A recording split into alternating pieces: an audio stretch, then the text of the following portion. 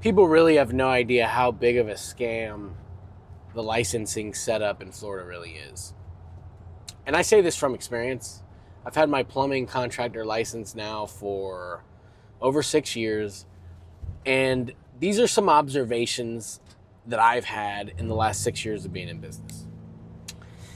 Observation number one, the state doesn't really seem to enforce the licensing laws against unlicensed contractors. And for me, that's a problem. You see, I go through all the trouble of getting the license, doing the continuing education every 2 years, maintaining my insurance,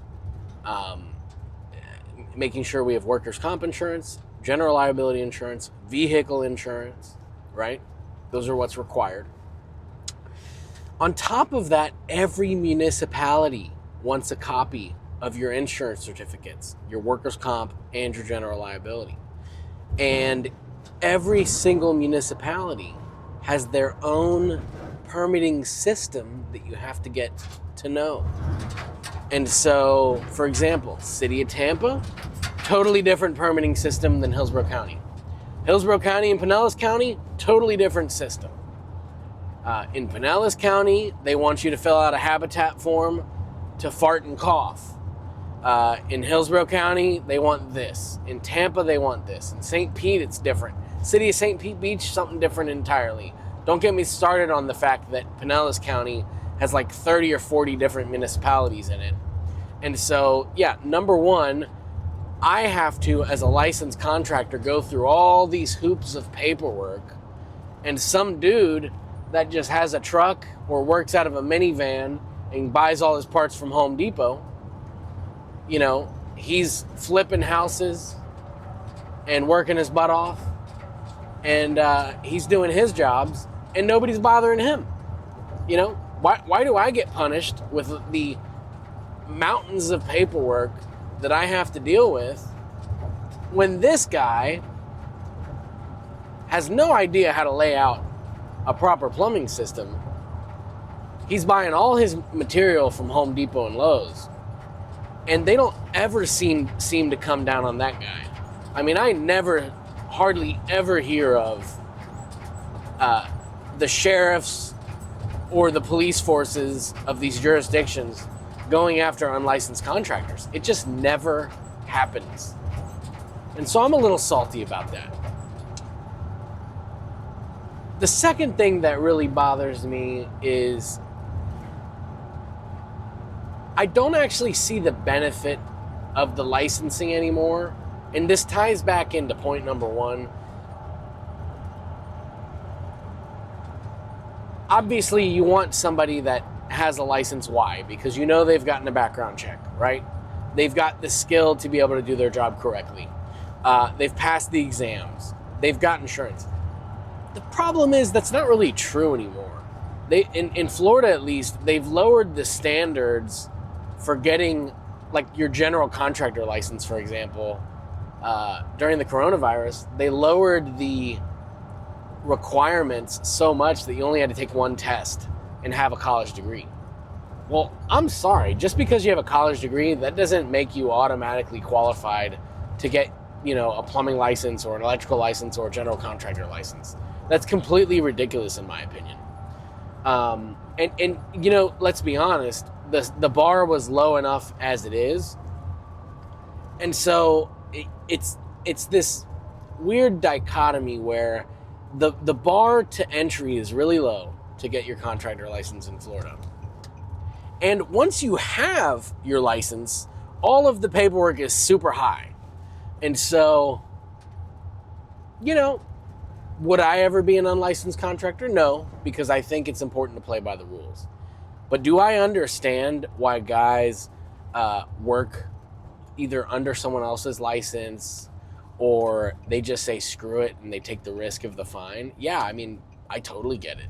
Because quite frankly, the bureaucracy at the state and local level is just so ridiculous.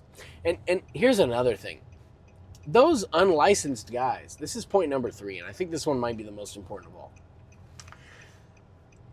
My work, the licensed guy, the guy that's been background checked, The guy that has to verify all of his financial information and his insurance information, and I have to take continuing education, that guy, this guy, every job I do, I have to have an inspector come in and verify that my work was done correctly. Okay, that's fine. But what about the countless under-the-table flips that are happening all throughout Florida? Do you know how many jobs I've been to where some real estate company will come in, they'll buy a house, and they'll flip it, and they'll use the under-the-table guys, and they'll do a remodel, right? And the remodel looks pretty on the surface, but underneath, you know, they've got backwards fittings on the sanitary. Nothing drains properly. Everything is piped in half-inch CPVC, so the pressure of the house is terrible. You know, there's just a bunch of gaps in the way they did things.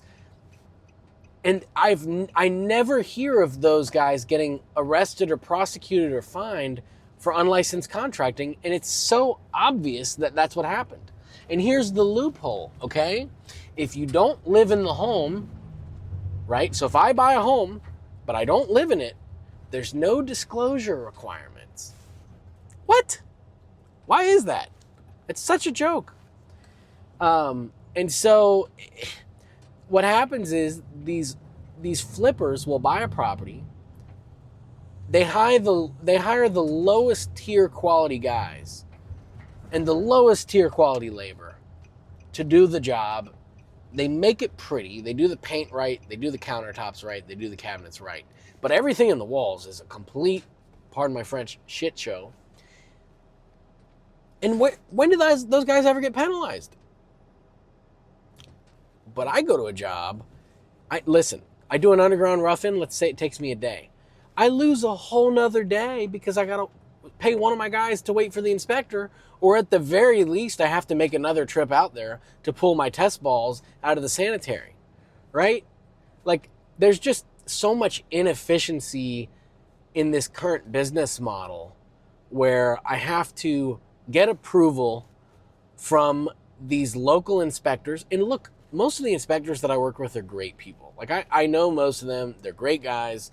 And I respect them for what they do because they keep the building code and they keep the standards alive in the industry. And I really respect that. But the problem is that they're half of the equation, right? If you have all this unlicensed activity that's going on and nobody is enforcing coming down on it, then their job is basically, it's defeated by all of the shady stuff that goes on under the table. And so those are my gripes with the state of, we can call it Florida's permitting and inspection setup. But really what it really comes down to is that we just have a ton of unlicensed contractors and a ton of shady flippers that are doing low quality work, and nobody is coming after them. But the licensed guys, we bear all the responsibility to make sure that our work is 100% up to code and up to the highest standard of code. And yet we're the very guys that are least likely to violate the code.